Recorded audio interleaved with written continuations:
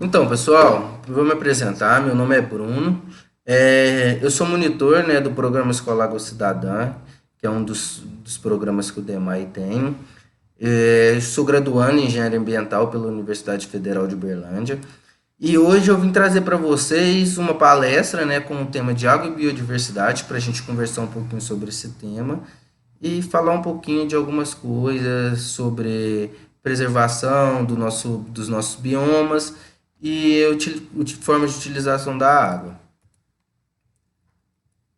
Para a gente começar, primeiramente, vou falar um pouquinho da nossa gerência ambiental, que é um dos setores lá do DEMAI, onde a gente vai ter alguns programas que dentro da gerência a gente tem o programa Buriti, que é o programa de preservação e recuperação das nascentes EPPs, que faz o reflorestamento de algumas propriedades rurais sem custo algum, de, por exemplo, áreas de APPs que estavam degradadas. E a gente também vai ter o programa Escolar Água Cidadã, que é um programa de promoção de educação ambiental, onde faz o atendimento ao público da cidade de Uberlândia, e a gente tem atividades como palestras, jogos educativos, o Cineágua, que são cinemas, o cinema, e a gente também tem o licenciamento ambiental, que vai fazer toda a documentação referente a obras que o DEMAI for fazer. Um dos exemplos é a estação nova, né, a estação de tratamento de água Capim Branco 1, que está sendo construída, e para que ela entre em operação, em funcionamento, toda a documentação tem que estar feita e está tudo correto para a estação de tratamento de água começar a funcionar. E também a gente tem um outro setor, que é o setor da coleta seletiva, né, que dentro do nosso Departamento Municipal de Água e Esgoto, e a coleta seletiva ela passa nos bairros, em alguns bairros, grande parte dos bairros da cidade de Uberlândia, não são todos ainda. O DEMAI está trabalhando para conseguir colocar essa coleta seletiva em todos os bairros da cidade de Uberlândia, onde esse caminhãozinho ele vai passar coletando todo tipo de material que possa ser reciclável. E esse material vai ser doado para associações de catadores, onde esse material ele é separado, compactado e depois ele é vendido para ser reutilizado. Falando um pouquinho dos números, né? O programa Buriti, no ano de 2019, fez o plantio de por volta de 110 mil mudas. O PA, que é o Programa Escolar Água Cidadã, chegou a atender 35 mil pessoas, por volta de 35 mil pessoas. E a coleta seletiva fez a coleta de por volta de 2.500, 2.400 toneladas só no ano de 2019 de resíduos recicláveis. Agora começar um pouquinho falando sobre a água, né, gente? A água é uma substância química, né, e a gente tem a sua composição que é H2O. E a gente vai ter a água em três estados diferentes, estados físicos diferentes, que a gente vai ter o estado sólido, estado líquido e estado gasoso. E por que a gente tem que saber isso e entender isso? Para a gente conseguir entender o ciclo hidrológico e o ciclo da água dentro do nosso planeta Terra. Então, como que funciona o ciclo hidrológico dentro do nosso planeta? Primeiramente, o Sol ele vai incidir os raios solares dele, né, nas nossas águas, e essa água vai ter um aumento da temperatura, ela vai esquentar e vai passar do estado líquido para o estado gasoso, onde a gente tem a formação das nuvens. Depois, essas nuvens, elas ocorre a precipitação, né, onde a gente vai ter a chuva. Essa água da chuva, ela vai cair nas montanhas, nos morros e vai escorrer na superfície ou ela vai infiltrar no solo. Então, a água que escorre na superfície abastece os nossos lagos e os nossos rios, e a água que infiltra no solo abastece os nossos lençóis freáticos e os nossos aquíferos. Falando um pouquinho sobre os recursos naturais, né, com relação à fauna e flora, vou citar alguns exemplos para vocês e da importância da água para esses seres vivos. Aqui a gente vai ter o peixe anjo-rainha, os manguezais, a raposa do deserto e o sertão nordestino. Às vezes, olhando sim, a gente vê a raposa do deserto, o sertão nordestino, a gente tem a impressão, às vezes, que esses seres vivos vivem numa condição que não tem água nenhuma, ou não precisam de água. mas eles precisam de água sim, só que eles precisam de água numa quantidade bem menor do que, por exemplo, o peixe e os manguezais. Então, essa água, a água ela é de fundamental importância para todos os seres vivos. E só que alguns precisam de menos, outros vão precisar de um pouco mais de água. Agora falando um pouquinho da água com relação ao nosso corpo. O nosso corpo, pessoal, ele é constituído por 70% de água. E a gente vai, para que essa água vai servir no nosso corpo? O transporte de substâncias. Então, o que transporta substâncias no nosso corpo? O nosso sangue. E a grande parte do nosso sangue é constituído por água. Absorção e excreção, como por exemplo, quando a gente vai ao banheiro, vai urinar, a gente vai estar excretando algumas substâncias que a gente não precisa no nosso corpo. Então, a água auxilia nesse processo. E a gente também tem a proteção de algumas estruturas do corpo, como por exemplo o nosso cérebro. Para o nosso cérebro ele não ter contato com a nossa caixa craniana, não ter choques, a gente tem uma membrana que revolve o nosso cérebro e essa membrana ela protege o nosso cérebro contra esses choques na parede do crânio. Então essa membrana ela vai ser constituída, grande parte dela também, por água. E a nossa regulação da temperatura, como por exemplo quando a gente vai fazer algum tipo de atividade física, o nosso corpo ele esquenta muito. Então, para regular a temperatura, o nosso corpo ele libera a água na forma de suor para fazer esse controle. A gente também vai ter o direito universal, né, da água. Então, vou falar um pouquinho para vocês que às vezes o pessoal pergunta, pessoal, a gente tem direito à água. A água é um direito universal para toda a população. Só que por que a gente faz o pagamento da conta de água? Quando a gente está pagando essa conta nossa de água, a gente está pagando pelo tratamento, para a água chegar na nossa casa tratada, limpinha, pronta para o consumo. Agora também, falando um pouquinho sobre esse saneamento básico, com relação aos pilares do saneamento básico. Aqui na cidade de Uberlândia, a gente tem o tratamento de água, o tratamento de esgoto, a coleta de água da chuva, né, que a gente é chamado de coleta de água pluvial, e a coleta dos resíduos sólidos. Então, esses são os quatro pilares do saneamento básico, que vai garantir a saúde e uma água de qualidade chegando nas nossas casas e também uma alimentação de qualidade, porque a água ela vai servir para irrigar, né, as nossas plantas, os nossos alimentos, para que eles cheguem com uma qualidade muito boa nas nossas residências. Com relação à distribuição hídrica, né, no mundo, no nosso planeta Terra, ele é constituído 97% da água do planeta Terra é uma água salgada. E os outros 3% é de água doce. Então, a gente vai ter 2,2% das águas das geleiras, 0,7% das águas subterrâneas e 0,1% das águas superficiais. Então, essas águas subterrâneas são as águas dos nossos lençóis freáticos e dos nossos aquíferos. E as águas superficiais são as nossas águas dos nossos rios e lagoas. Essa água é a única água que está disponível para a gente, pessoal, que seria o 0,8%. Às vezes o pessoal pergunta muito, mas não tem jeito de tirar o sal da água para a gente utilizar essa água do mar? Tem um processo de dessalinização, só que é um processo às vezes muito caro e um processo difícil de separação dessa água essa água salgada em água doce e a retirada do sal. Então, e outro problema também é aonde vai ser destinado todo esse sal que está sendo retirado. Se esse sal for colocado no oceano novamente, aumenta a concentração de sal, né, que a gente vai ter nessa água do mar. E aí, alguns seres vivos que não estão acostumados com essa quantidade de sal excessiva podem acabar morrendo. Falando um pouquinho agora sobre a distribuição hídrica no nosso país, no Brasil, a gente tem 12% da água doce do mundo tá no nosso país, só que a gente tem uma grande disponibilidade de água, só que a gente tem um problema de distribuição dessa água. Como, por exemplo, na nossa região sudeste, grande parte da população está situada na região sudeste, 41,9%. Só que aqui a gente tem só 6% de toda a disponibilidade de água do país. Já na região Nordeste, a gente tem 68% de disponibilidade, só que apenas 8,6% da população que reside nesse local.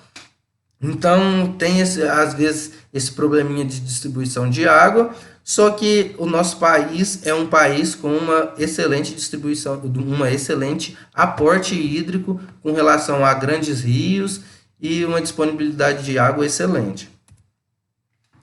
Com relação à distribuição hídrica, né, e falar um pouquinho dos biomas. O que seria o bioma? Seria a vegetação de cada local e as características diferentes que ela vai ter.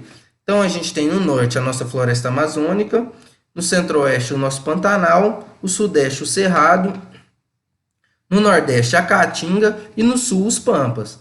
E falar um pouquinho do bioma da nossa região, que é o Cerrado. Ele cobre aproximadamente 25% do território nacional, de todo o nosso país. E quais são as características do nosso cerrado? O solo da nossa região são solos profundos e pouco pedregosos. E quais as características da vegetação? Normalmente as árvores do cerrado, pessoal, as árvores nativas, elas têm as raízes muito profundas para conseguir ter uma maior absorção de água e de nutrientes dessa raiz. Então, essas árvores, a gente às vezes dá o exemplo assim, uma árvore de 5 metros de altura pode chegar a ter até 10 metros de raiz de profundidade. E qual a importância e por que para que serve essas características e essas árvores desse cerrado, o quão importante isso é? Essas árvores, por ter as raízes muito profundas, elas vão conseguir sugar a água dos aquíferos com uma facilidade muito maior. E aí, essa água, quando ela é sugada, várias árvores dessas puxando água, a gente pode ter o surgimento das nascentes. Então, essa é uma das grandes importâncias do nosso cerrado. O nosso cerrado é um bioma que tem uma grande quantidade de nascentes dos rios. E o que acontece quando ocorre o desmatamento dessas árvores? E normalmente o pessoal faz o desmatamento para poder fazer o plantio e utilizar como um tipo de monocultura.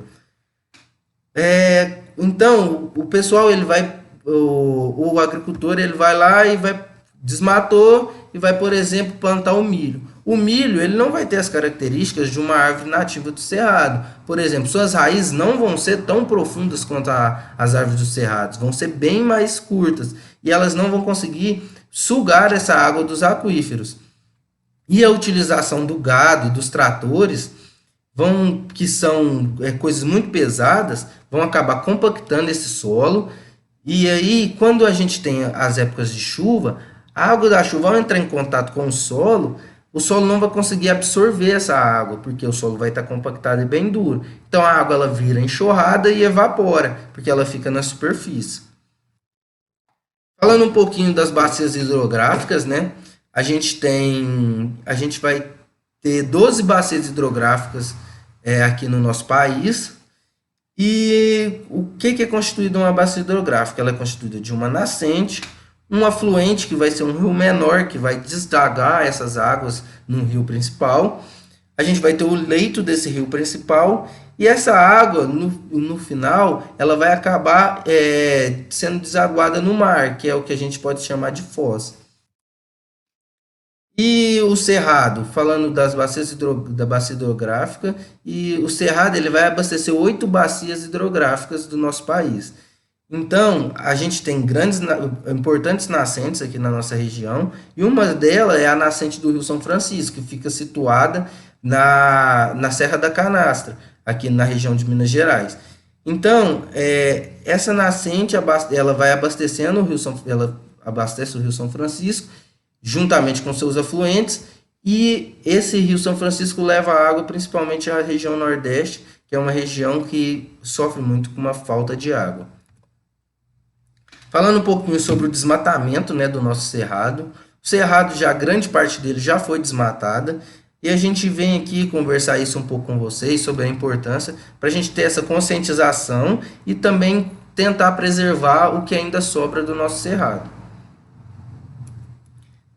Com relação à antropização agora, pessoal, é, o que que é, o que essa palavra significa? O que que seria isso? É, com o passar dos anos, das décadas, o pessoal foi saindo da zona rural, as tecnologias foram surgindo, a revolução industrial. Então o pessoal foi saindo da zona rural e foi indo para a cidade. Mas aí o que que acontece? Muita gente foi concentrando num local só.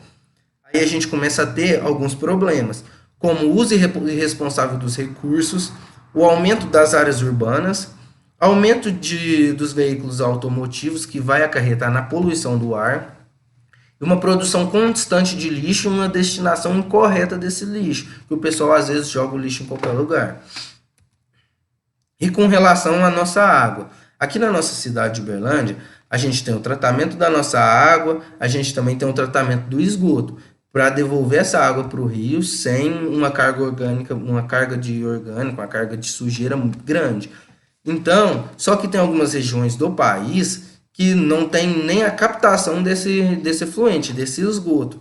Então, a grande importância, né, da gente ter o tratamento da nossa água, o tratamento do nosso esgoto, para a gente não ter como esses problemas que estão sendo mostrados nessas imagens, que é o problema de esgoto sendo destinado da forma incorreta, o lixo que vai acabar acarretando também na morte dos seres vivos e dos peixes. E com relação um pouquinho da crise hídrica, né, pessoal? A gente vem trazendo esse assunto para vocês para a gente ter uma consciência um pouco melhor com relação ao nosso uso da nossa água, a maneira responsável de utilização da água, para que futuramente não falte água para as próximas gerações, para os nossos filhos, para os nossos netos. E o que são as coisas que podem acarretar nessa crise? A poluição das nossas águas, o desperdício, a água chega tratada na casa da gente, às vezes o pessoal desperdiça, tomando um banho de muito longo, lavando a calçada. A gente pode fazer algumas coisas para tentar diminuir esses problemas, como por exemplo, utilizar a água da máquina de lavar para lavar o quintal, por exemplo. Outra coisa, o consumismo excessivo. Às vezes a gente olha, a gente vai comprar uma roupa, um tênis, a gente olha aquilo, não consegue enxergar a água naquele produto. Só que esse produto, muita grande parte das vezes, ele foi utilizado uma grande quantidade de água para ele no processo produtivo dele, gerando aí a gente pode ter uma escassez de água e também os fenômenos climáticos também, né? Que como o aquecimento global, a gente vai ter o derretimento dessas geleiras, acarretando em diversos problemas. E negligências como o nosso desmatamento, que eu falei um pouquinho atrás para vocês. E algumas soluções, né, que a gente pode ter para a gente não ter esse problema da crise hídrica futuramente, que seria economizar os nossos recursos, economizar a nossa água, utilizar a nossa água de uma maneira responsável, evitar o consumismo, que às vezes a gente tentar utilizar o necessário simplesmente para a gente, não... Por que eu preciso às vezes de 5, 6 pares de sapato? Entendeu? Foi utilizado muita água no processo produtivo desses produtos, como eu falei para vocês. Principalmente destinar corretamente os nossos resíduos, pessoal. Na cidade de Uberlândia, a gente tem a coleta seletiva e também tem a coleta convencional, que coleta o resíduo que é levado para o aterro sanitário, e a coleta seletiva coleta todos os materiais que podem ser reciclados. E a gente também tem educação ambiental, que é o que o Programa Escolar Água Cidadã realiza aqui na cidade, que levando a educação ambiental para as escolas, para a população da cidade de Uberlândia, e os projetos ambientais, como por exemplo o Programa Buriti, que é um projeto de reflorestamento de nascentes de APPs, que contribui muito para o abastecimento da cidade de Uberlândia com uma água de qualidade. Aqui a gente vai ter as nossas referências, pessoal, se vocês quiserem dar uma olhadinha depois, estão todas aqui. E muito obrigado, eu agradeço. Aqui fica o nosso contato do nosso e-mail, né, escolaaguacidadã@uberlandia.mg.gov.br, e os telefones, caso precise fazer algum agendamento, é só ligar e falar lá no nosso setor. E eu acho que é isso. Muito obrigado, pessoal, é, e até mais.